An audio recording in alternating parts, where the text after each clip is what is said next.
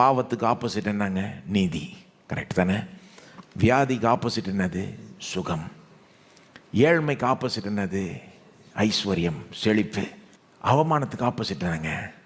மகிமை. இயேசு நமக்காக பாவமானார். ஏன்? நாம தேவ நீதி ஆகும்படி. இயேசு நமக்காக வாரினால் அடிக்கப்பட்டார். ஏன்? அவர் தழும்புகளால் நாம குணமாகிறோம். நமக்காக சிலுவையில் அவர் ஏழ்மையை எடுத்துக்கொண்டார். ஏன்? நாம ஐஸ்வர்யவான்கள் ஆகும்படி. ஏங்க அவமானப்பட்டார்? நாம மகிமை பெறும்படி. நாம மகிமையை கேட்கல, கடவுள் கொடுக்கிறார். ஆனால் கொடுக்கணும்னா இப்படிப்பட்ட ஒரு ப்ரைஸ் அங்கே செலுத்தப்படணும். இப்போ இதை சொல்கிறப்போ சிலருக்கு உலகத்துக்கு இந்த செய்தி பிடிக்காது. ஏன்னா நம்ம மனசுக்கே கொஞ்சம் இது ஒத்துக்காத ஒரு ஒரு மாதிரி இருக்கும். பாருங்கள், எப்படிங்க நாம் என்னங்க அப்படி தப்பு செஞ்சிட்டோம்? நமக்கு இப்படிப்பட்ட அவமானம் வரணும்னு சொல்கிறீங்க, உரியதுன்னு சொல்கிறீங்க. நம்முடைய அவமானத்தை தான் அவர் எடுத்துக்கிட்டார், நமக்கு பதிலாக தான் இந்த அவமானப்பட்டார்லாம் சொல்கிறீங்க. நம்ம அப்படி என்னங்க தப்பு செஞ்சிட்டோம்?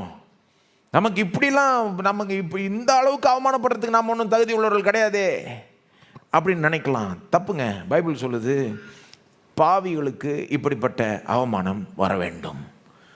இப்படிப்பட்ட அவமானம் பாவிகளுக்கு உரியது, தகும். நீங்கள் எப்படின்னு கேட்கலாம். ஏன்னா பாவிகள் தேவனை கனவீனப்படுத்திட்டார்கள். தேவனுக்கு கனத்தையும் மரியாதையும் செலுத்தாததுனால பாவிகளுக்கு இப்படிப்பட்ட அவமானம் தகும். பாவத்தினுடைய ரொம்ப மோசமான காரியம் என்னங்க? நாம் அந்த செயலை மட்டும் பார்ப்போம். ஏதோ தப்பு செஞ்சிட்டாங்க, இது பெரிய தப்பு, இது சின்ன தப்பு, இப்படி தான் பார்த்துட்டு இருப்போம். ஆனால் பாவத்தினுடைய சாராம்சம் என்ன? பாவத்தில் இருக்கிற ரொம்ப மோசமான காரியம் என்னது? நமக்கு எல்லாத்தையும் கொடுத்த கடவுளை நம்ம கனப்படுத்தாமல் போகிறோம் பாருங்கள், அதுதான் பாவம். நமக்கு ஜீவனையும் சுவாசத்தையும் எல்லாத்தையும் கொடுத்த கடவுளை கனப்படுத்தாமல் போகிறோம் பாருங்கள், அவரை கனவீனப்படுத்துகிறோம் பாருங்கள், அவரை அவமதிக்கிறோம் பாருங்கள், அதுதாங்க பாவம். ஆதாம் செஞ்ச பாவத்தை பற்றி நிறைய பேர் சொல்லுவாங்க, என்ன பெருசாக செஞ்சுட்டான், ஒரு பழத்தை எடுத்து சாப்பிட்டான், அதில் என்ன இருக்குன்னா, அவன் ஒரு பழத்தை எடுத்து சாப்பிட்றப்போ அவன் என்ன சொல்கிறான்? அவன் தேவனே கனவீனப்படுத்துகிறாங்க. ஒரு உதாரணம் கொடுக்குறேன். உங்கள் அப்பா போய் ஒரு கிளாஸ் தண்ணி எடுத்துகிட்டு வான்னு சொன்னால் நீங்கள் செய்வீங்க. ஏன் செய்வீங்க? உங்கள் அப்பா சொன்னார். அது நீங்கள் கிளாஸ் தண்ணி எடுத்துகிட்டு வர்றப்போ வெறும் ஒரு கிளாஸ் தண்ணியை மட்டும் எடுத்துகிட்டு வரல, கீழ்ப்படுகிறது மூலமாக அவரை கனப்படுத்துகிறீங்க.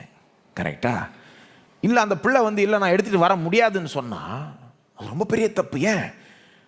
நீங்கள் சொல்ல முடியாதுன்னா ஒரு கிளாஸ் தண்ணி எடுத்துன்னு வர முடியாதுன்னு தானே சொன்னாங்க. இல்லை கிளாஸ் தண்ணி பற்றி விஷயமே கிடையாது. சொந்த அப்பாவை கனப்படுத்தலை, அதுதான் பிரச்சனை.